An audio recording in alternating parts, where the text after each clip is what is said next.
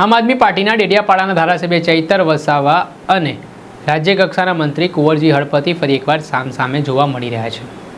વાત કરીએ તો થોડાક દિવસ પહેલા એક કાર્યક્રમમાં રાજ્ય કક્ષાના મંત્રી કુંવરજી હળપતિની જીભ લપસી હતી અને તેમણે ભાજપને જ આદિવાસી વિરોધી પાર્ટી ગણાવી દીધી હતી અને આ ઘટના બાદ ધારાસભ્ય ચૈતર વસાવાએ તેમના નિવેદનને સમર્થન કરતા રાજકારણ ગરમાયું છે। ત્યારે શું કહી રહ્યા છે બંને નેતાઓ વિગતે વાત કરી। શું તમારી કારમાં માઇલેજ અને પિકઅપની તકલીફ પડી રહી છે? તમે ફોરમેનનો સંપર્ક કરો છો તો ફોરમેન તમને કહી રહ્યો છે કે એન્જિન ખોલવું પડશે, તો તમે ચિંતા ના કરતા। આજે જ અમદાવાદના વેદાંત રેસિડેન્સી જે એસપી રિંગ રોડ વસ્ત્રાલ ખાતે પરફેક્ટ એન્જિન ડેટોક્સનો આજે જ સંપર્ક કરો। જી હા, અહીંયા ટ્રક, રિક્ષા, કાર સહિત મોટરસાઇકલની જે સર્વિસ છે તે કરી દેવામાં આવશે। જર્મન ટેકનોલોજીથી ડિકાર્બોનાઇઝેશન કરવામાં આવશે। તમારા એન્જિનને પણ ખોલવાની જરૂરિયાત નહીં થાય અને તમને સંતોષકારક સર્વિસ કરી આપવામાં આવશે। સર્વિસના પ્રોસેસની વાત કરીએ તો 30 મિનિટની અંદર કાર્બન ફ્રી પ્રક્રિયા કરવામાં આવશે। માઇલેજમાં જે પ્રક્રિયા બાદ તમારી કારમાં માઇલેજમાં વધારો થઈ જશે, પિકઅપમાં વધારો થશે, પોલ્યુશનમાં ઘટાડો થશે, એન્જિન સ્મૂથનેસ થશે, એન્જિન લાઈફમાં વધારો થશે, એન્જિન ઓઇલની ખપતમાં ઘટાડો થશે, એન્જિનના અવાજ અને વાઇબ્રેશનમાં ઘટાડો થશે, એન્જિન ટોર્ક પહેલાં જેવું કરે છે। નમસ્કાર દર્શક મિત્રો, સ્કાયનેટ મીડિયામાં આપનું સ્વાગત છે। હું છું ફૈઝાન। રાજ્ય કક્ષાના મંત્રી કુંવરજી હળપતિ એક જાહેર કાર્યક્રમમાં સંબોધન કરી રહ્યા હતા। આ સંબોધન દરમિયાન મંત્રીજીની જીભ લપસી ગઈ હતી। પહેલાં તો તેઓએ ભારતીય જનતા પાર્ટીની પ્રશંસા કરવાની શરૂઆત કરી હતી, પરંતુ તેઓ દ્વારા આદિવાસી સમાજના અહિતનું કામ ભારતીય જનતા પાર્ટી કરતી હોય તે પ્રકારનું નિવેદન આપતા સૌ કોઈ ચોંકી ઉઠ્યા હતા। આ ઘટનાનો વિડીયો પણ સોશિયલ મીડિયા ઉપર વાયરલ થયો હતો। આ વિડીયો વાયરલ થયા બાદ, ટ્રોલ થયા બાદ મંત્રીજીનું નિવેદન સામે આવ્યું। તેમણે ખુલાસો કર્યો કે તેમનો આ વિડીયો કોઈએ એડિટ કરીને મૂક્યો છે, આવી કોઈ પણ વાત તેમના દ્વારા કરવામાં નથી આવી। એક ભવિષ્યવાણી બાકી અને કહ્યું કે બંધારણ બદલી નાખવાના છે અને આપણા બધા જ લોકો એમાં આવી ગયા અને બંધારણ બદલવાના એમાં આપણે નરેન્દ્રભાઈને ક્યાં લાવીને મૂક્યા? આપણે થાય વિધાનસભાના ફ્લોર ઉપર આ ચેતર વસાવા અને આ અનંત પટેલ એક પણ આદિવાસીની હિતની વાત કરી નથી। એ લોકો જે અત્યારે 12 વાત કરે છે એમાંની એક પણ વાત નથી। તમે સાંભળ્યું હશે, જોયું છે ને તમે? એક પણ વાત એમણે વિધાનસભામાં નથી કરી અને એ લોકો આજે પણ એમ કહે છે કે કુંવરજીભાઈ આદિજાતિ મંત્રી છે, પીસી કાર્ડ બદલી નાખ્યો। આજે પણ કહેવા માંગુ છું, આદિવાસીઓના હિતમાં એક પણ નિર્ણય ભારતીય જનતા પાર્ટીની સરકાર લેવાની નથી। પીસી કાર્ડ ચાલુ છે। હા મિત્રો, કેવા પ્રકારનો પીસી કાર્ડ બંધ કર્યો છે કે જે ત્યારે બીજી તરફ આ મામલાને લઈને આમ આદમી પાર્ટીના ડેડિયાપાડાના ધારાસભ્ય ચૈતર વસાવાએ પણ આ નિવેદન પર પલટવાર કર્યો છે અને કહ્યું છે કે જે મંત્રીજી કહી રહ્યા છે તે વાત તેમની બિલકુલ સાચી છે। આદિવાસી સમાજ વિરોધી ભારતીય જનતા પાર્ટી છે। સાથે તેમણે કહ્યું કે મંત્રીજીના કંઠ પર સરસ્વતી બિરાજમાન થઈ હતી ને તે વાત તેમના દ્વારા કરવામાં આવી।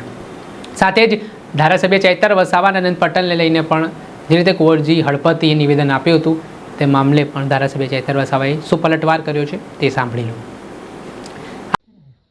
રાજ્ય કક્ષાના મંત્રી કુંવરજી હળપતિ દ્વારા માંડવી ખાતેના એક જાહેર કાર્યક્રમમાં જાણે સરસ્વતીએ કંઠે બેસીને એમની જે અંદરની વાત હતી તે બહાર મૂકી છે એવું અમને લાગે છે। એમણે પોતે સ્વીકાર્યું છે આદિવાસી સમાજના હિતમાં ભાજપે ક્યારે નિર્ણય લીધો નથી અને લેશે નહીં। આ એમનું નિવેદન જ સૂચવે છે કે એમના અંદરની વાત હોટે આવી છે, હૃદયની વાત હોટે આવી ગઈ છે। ત્યારે એમણે પછી ફેરવી તોડ્યું છે કે આ એડિટિંગ કરેલું છે। તો એડિટિંગ કરી હોય તો સાયબર ક્રાઇમમાં તમે ફરિયાદ નોંધાવો, દૂધનું દૂધ અને પાણીનું પાણી થઈ જશે। એમણે બીજી વાત કીધી છે કે ચૈતર વસાવા અનંત પટેલ વિધાનસભાના ગૃહમાં બોલતા નથી, ત્યારે એ સમગ્ર ગુજરાત જાણે છે અમે વિધાનસભામાં લોકહિતના કેવા પ્રશ્નો ઉઠાવ્યા છે, પણ સમગ્ર દેશની તમામ રાજ્યોની વિધાનસભા લાવી છે, લોકસભા, રાજ્યસભા લાવી છે। ગુજરાત સરકારને ગુજરાત મોડલનો પોલ ખુલી જાય એનો ડર સતાવે છે, એટલે ગુજરાત વિધાનસભા લાઈવ ન હોવાના કારણે અમારા અંદરના બોલેલા પ્રશ્નો હોય કે અમારા વક્તવ્ય હોય બહાર આવી શકતા નથી। એમણે જે અમારા પર આક્ષેપો કર્યા છે ત્યારે એમને હું વિનંતી કરું છું કે તમારી સરકાર છે, તમે ટ્રાઇબલ સપ્લાન માંડવી, સોનગઢ, વાંસદા, ડાંગ, ભરૂચ અને નર્મદા જે તમારા લાગતા વળગતાની એજન્સી વીર એન્ટરપ્રાઇઝ, લાલા રેફ્રિજરેટર અને સંદીપ શાહ, દિવ્યેશ શાહ અને જીતેશ શાહની જે પણ કામગીરીઓ છેલ્લા 5 વર્ષમાં થઈ છે જેમ કે ટેરાફિલ, બંક બેડ, બાયોગેસ, ડુઇલ કિટ જેવી તપાસ કરાવો તો 5 વર્ષની કામગીરીમાં હું ચેલેન્જ સાથે કેમ છું 2000 થી 2500 કરોડનું કૌભાંડ તમારું બહાર આવે છે, તે કેમ તમે સ્વીકારતા નથી? જેની તપાસ કરવામાં આવે તો ચોક્કસ આ કુંવરજીભાઈ હળપતિનું પાણીનું પાણી અને દૂધનું દૂધ થઈ જાય એવું છે. પોતાના મંત્રીકાળ દરમિયાન એમણે ઉચ્ચ અભ્યાસ માટે આદિવાસી વિદ્યાર્થીઓને મળનારી શિષ્યવૃત્તિ, જે પોસ્ટ મેટ્રિક શિષ્યવૃત્તિ, એ પણ એમણે મેનેજમેન્ટ અને વેકેન્ટ કોટાની બંધ કરીને આદિવાસી વિદ્યાર્થીઓ સાથે અન્યાય કર્યો છે.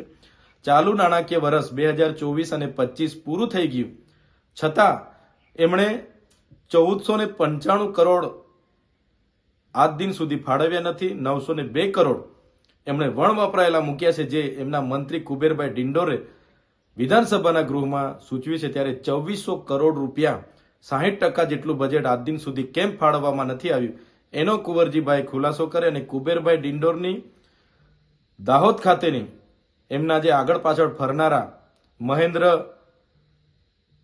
મહેન્દ્ર અને સંજય પંચાલ, એની કામગીરીની પણ તપાસ કરવામાં આવે તો આ બંને મંત્રીઓનું કરોડોનું કૌભાંડ બહાર આવે એવું છે. આપે સાંભળ્યા હતા આમ આદમી પાર્ટીના ડેડિયાપાડાના ધારાસભ્ય ચૈતર વસાવા.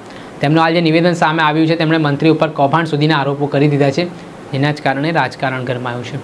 હાલ આ મામલાને લઈને આક્ષેપ પ્રતિ આક્ષેપનો દોર ચાલી રહ્યો છે. ત્યારે આરોપ બાદ કોઈ તપાસના આદેશ અપાય છે કે કેમ તે જોવું રહ્યું. દર્શક મિત્રો, સ્કાયનેટ મીડિયાને આપ લાઈક કરી લો, સબસ્ક્રાઇબ કરી લો અને શેર કરવાનું ભૂલતા નહીં.